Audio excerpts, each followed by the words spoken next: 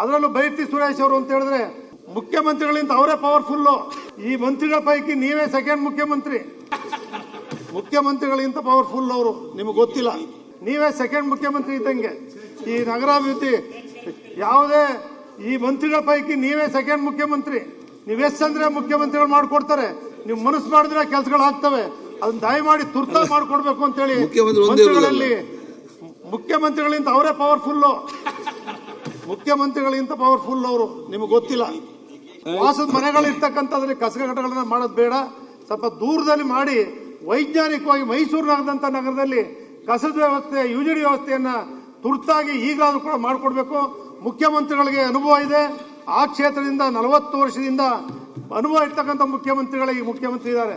ಅದರಲ್ಲೂ ಬೈರತಿ ಸುರೇಶ್ ಅವರು ಅಂತ ಹೇಳಿದ್ರೆ ನೀವೇ ಸೆಕೆಂಡ್ ಮುಖ್ಯಮಂತ್ರಿ ಇದ್ದಂಗೆ ಈ ನಗರಾಭಿವೃದ್ಧಿ.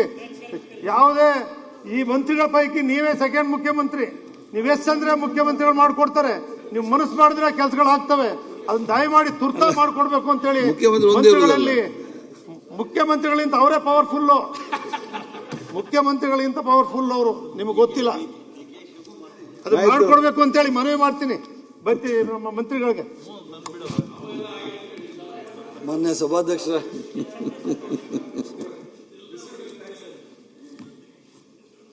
ಸರ್ ಆಮೇಲೆ ಹೇಳಿ ಇರೋ ಮಂತ್ರಿನೂ ತೆಗೆದುಬಿಟ್ಟಾರೋ ಅಂತ ಭಯ ಸರ್ ನನಗೆ.